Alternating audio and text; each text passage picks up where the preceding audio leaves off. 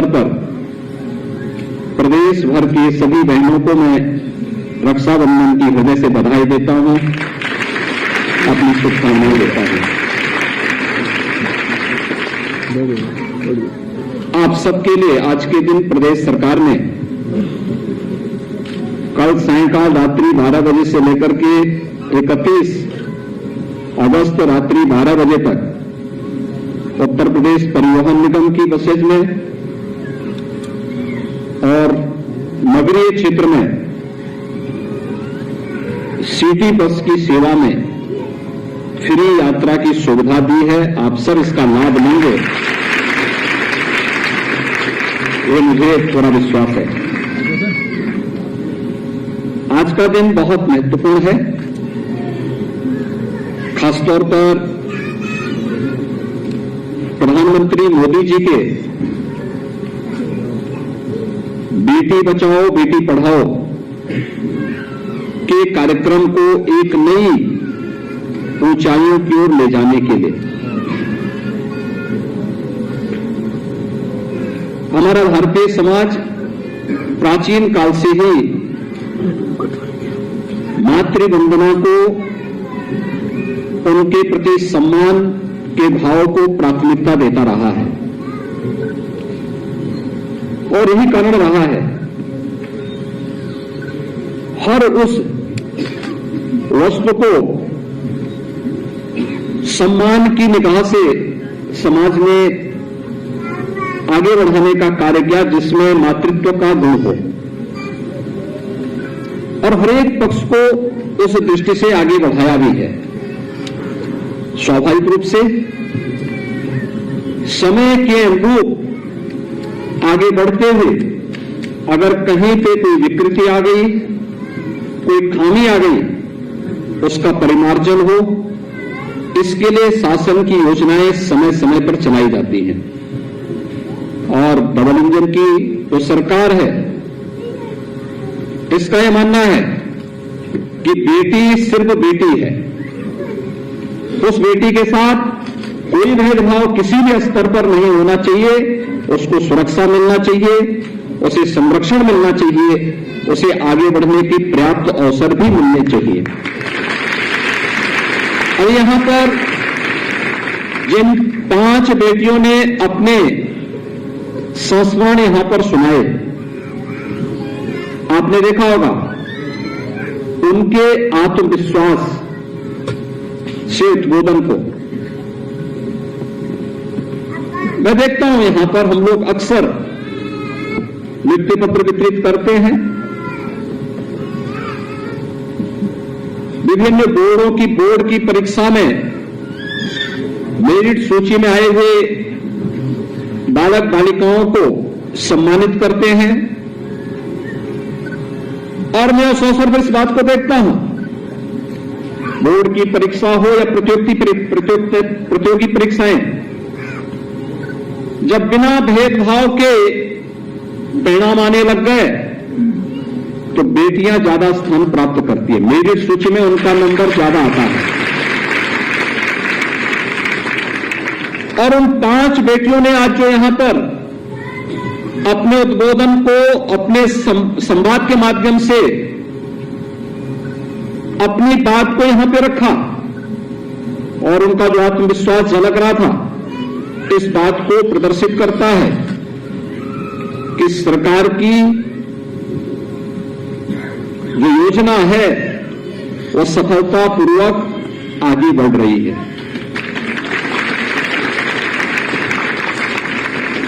मुझे याद है 2017 में जब सरकार बनी थी, तब प्रदेश के अंदर मैं इस बात को देखता था कि बेसिक शिक्षा परिषद के ज्यादातर स्कूलों में जो बच्चियां स्कूल जाती थी, उन सभी सरकारी स्कूलों में जाने वाली ज्यादातर बालिकाओं को नंगे पैर स्कूल जाना होता था, क्योंकि बेटी सबसे पहले अन्याय घर में ही उसके साथ अन्याय शुरू होता है, जब बेटी और बेटे के बीच में अंतर महसूस होने लगता है। और जो अभिभावक इस प्रकार का कार्य करते हैं, वो न केवल परिवार में बल्कि समाज के साथ भी अन्याय करते हैं। और इस दृष्टि से मैं इस बात को देखता था, मैं बुंदेलखंड गया था, मैंने देखा कि कुछ बालिकाएं स्कूल जा रही थी। मैंने अपनी गाड़ी रोकी और मैंने पूछा वहां पे उन बेटियों से, मैंने पूछा, मैंने कहा कहां जा रही हो? तो उन्होंने कहा स्कूल। तो मैंने कहा स्कूल कहां पढ़ती हो? तो उन्होंने बताया यूनिफॉर्म, कपड़े भी ठीक नहीं थे, नंगे पैर चल रहे थे। तो मुझे उन्होंने बताया कि स्कूल जा रहे हैं। तो मैंने कहा तुम केवल बेटी बेटी स्कूल जाते हैं, बेटे कहां हैं, बच्चे कहां हैं? तुम्हारे भाई होंगे और भी परिवार के लोग होंगे, कहां हैं हम लोग? कहां नहीं, वो भाई है ना, उसको दूसरे स्कूल में एडमिशन कराया गया है, मेरा यहां।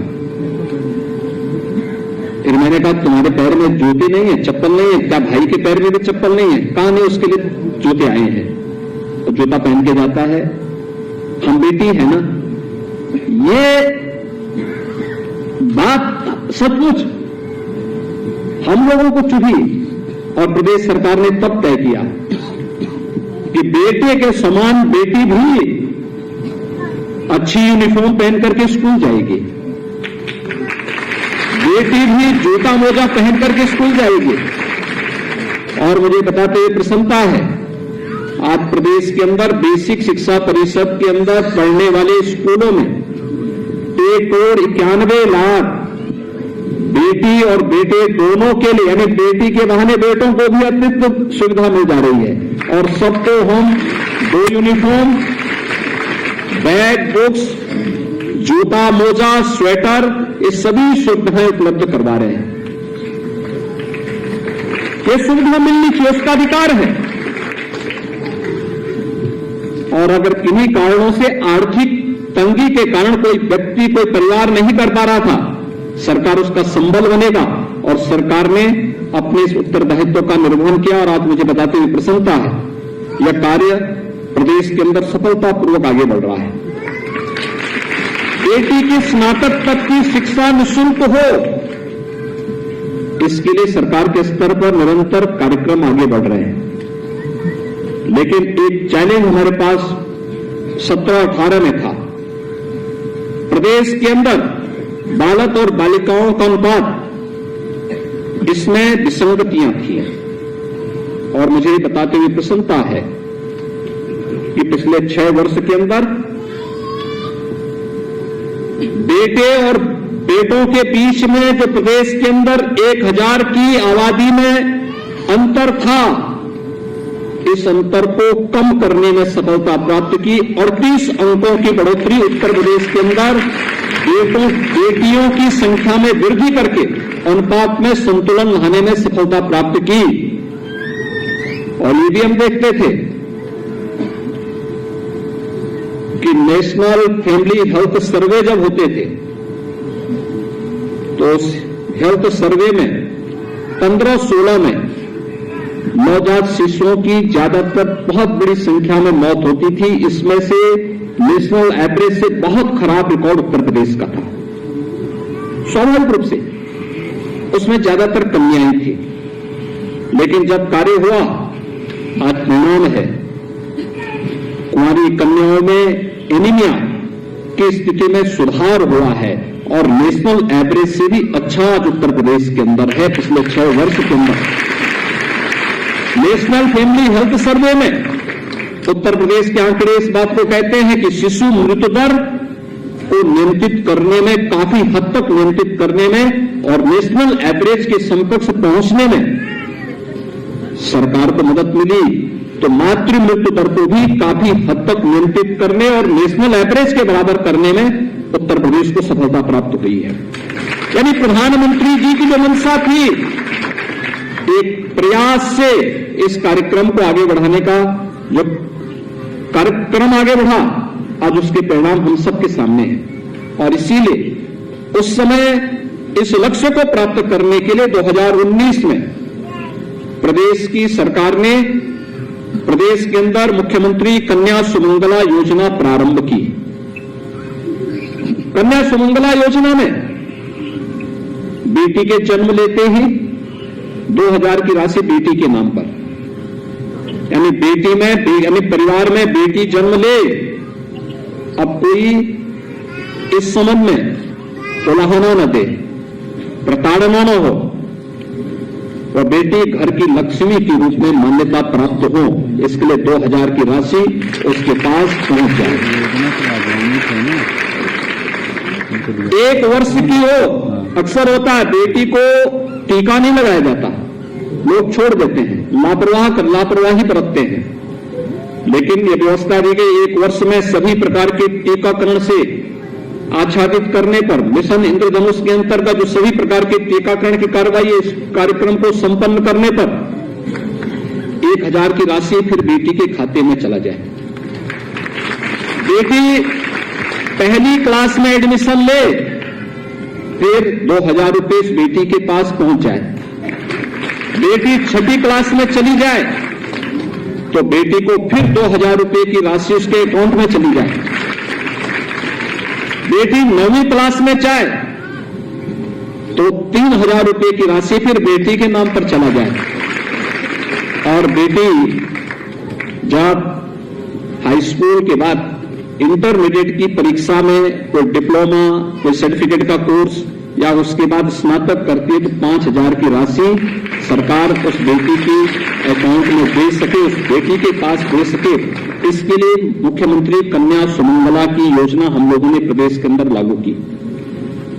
इससे आगे भी बेटी शादी ब्याह योग्य हो गई और परिवार की स्थिति ऐसी नहीं कि वह शादी ब्याह कर सके,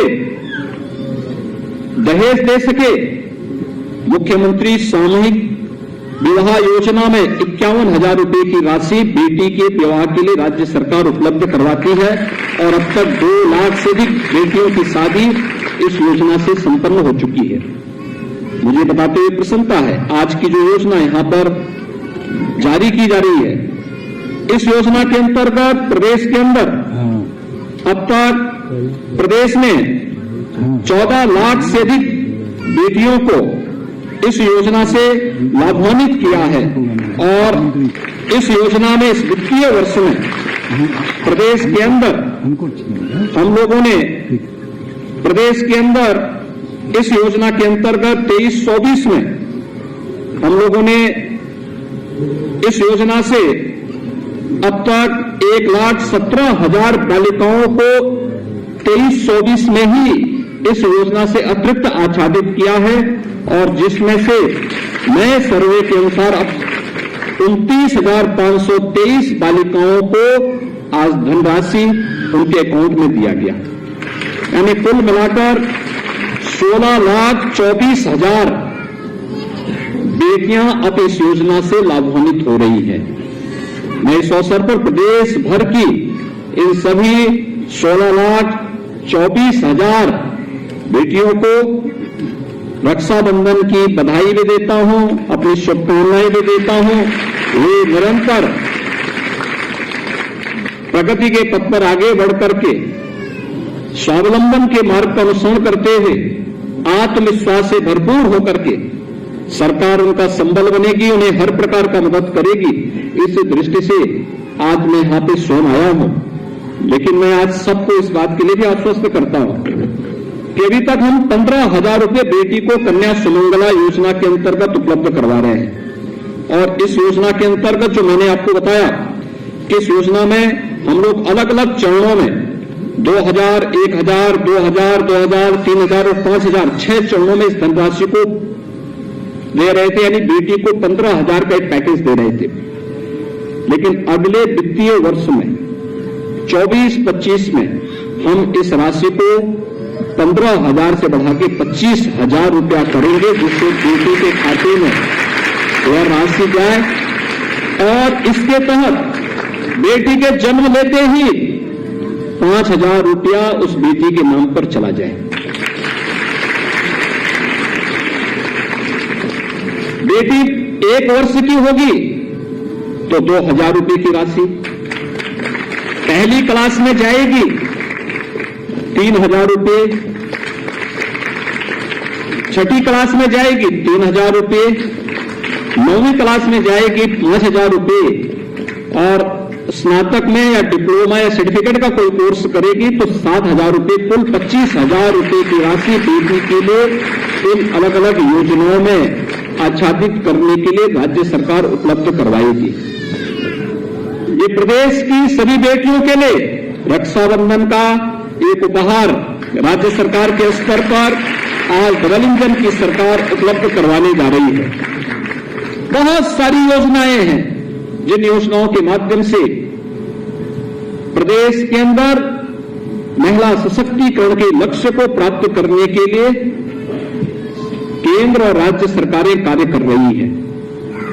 इन योजनाओं में आपने देखा होगा, पहले गांव में राशन कोटे की दुकानों का विवाद होता था, अक्सर मारपीट होती थी। कहीं कोई विवाद हुआ तो हमने कहा भी देखो इसमें बहुत अनावश्यक कोई विवाद पालने की आवश्यकता नहीं, गांव की महिला स्वयंसेवी समूह को एक कोटा सौंप दो, अपने आप कोटा चलाएंगे, जिससे एक सारा विवाद अपने आप समाप्त हो जाएगा। आपने देखा होगा बहुत अच्छा कार्य वहां पर महिलाएं कर रही हैं। पहले कुपोषित बालिकाओं के लिए, बच्चों के लिए, महिलाओं के लिए पहले जो पोषाहार की योजना थी, इस पोषाहार की योजना में व्यापक धांधली और भ्रष्टाचार की शिकायतें आती थी। और आज मुझे बताते हुए प्रसन्नता है कि प्रदेश के अंदर महिला स्वयंसेवी समूह ने जब से इस दायित्व को अपने ऊपर लिया है, तब से सफलतापूर्वक इस कार्यक्रम को वे आगे कर रही हैं और पोषाहार की योजना ईमानदारी पूर्वक आगे बढ़ाने का कार्य उनके माध्यम से हो रही है। प्रदेश के अंदर पहले मेरे पास एक बात और आती थी कि साहब हमारे गांव में बैंक खुल जाता, हमारे क्षेत्र में बैंक खुल जाता। कोरोना कालखंड में हमारी सरकार ने एक योजना चलाई बैंकिंग कॉरेस्पॉन्डेंट सखी का।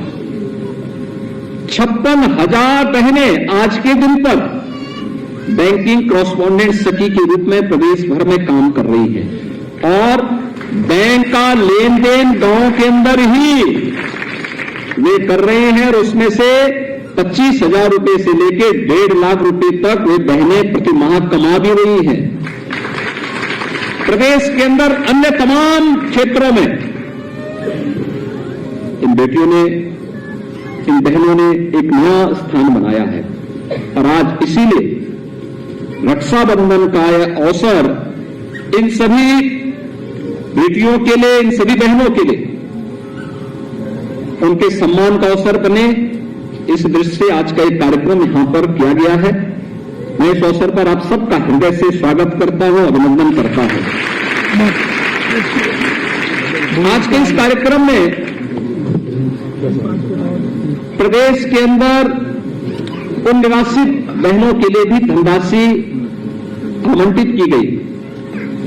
आपने देखा होगा 17 से पहले 300 रुपये विधवा पेंशन का जाता था, मासिक महिला पेंशन का जाता था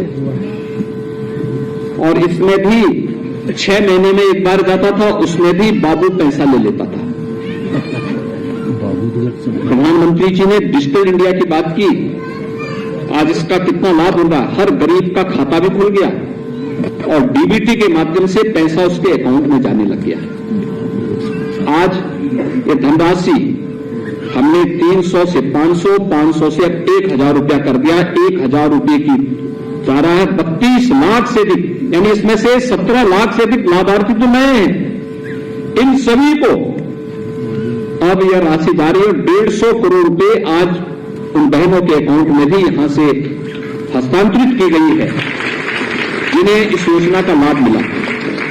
प्रदेश सरकार ने भी व्यवस्था की है कि जितनी भी निराश्रित बहनें होंगी, उनके पास राशन कार्ड नहीं तो राशन कार्ड उनको उपलब्ध होगा, आयुष्मान भारत का कार्ड नहीं है तो आयुष्मान भारत का 5 लाख रुपए की स्वास्थ्य बीमा का कवर उस परिवार को उपलब्ध करवाने के लिए राज्य सरकार उन्हें अलग से सुविधा उपलब्ध करवाएगी और उन्हें शासन की सभी प्रकार की योजनाओं से 100% सिचुएशन की तरफ हम लोग ले जाने का कार्य करेंगे। आज के इस अवसर पर मुझे बहुत अच्छा लगा कि रक्षाबंधन का इससे अच्छा अवसर नहीं हो सकता कि ये बेटियां आकर के यहां पर इस आयोजन के साथ जुड़े और उन्होंने आज के अवसर पर, आज के दिन आपने कार्यक्रम के लिए समय निकाला। ये मेरे लिए बहुत महत्वपूर्ण है, राज्य सरकार के लिए महत्वपूर्ण है, क्योंकि आज तो हर व्यक्ति अपनी अपनी व्यस्तता रखता है और व्यस्तता के बीच में आपने यहां समय निकाला। मैं इसके लिए हृदय से आपका अभिनंदन करता हूं और ईश्वर से प्रार्थना करता हूं कि आप सब विकास के पथ पर अग्रसर होकर के राज्य के विकास में भागीदार बने। राज्य सरकार और केंद्र सरकार की डबल इंजन की जो सरकार है, यह प्रदेश के अंदर महिला सशक्तिकरण के लिए, उनके सम्मान, उनके स्वाभिमान और उनकी आत्मनिर्भरता के लिए पूरी प्रतिबद्धता के साथ कार्य करेगी। आप सबके प्रति मेरी शुभकामनाएं। धन्यवाद। जय हिंद।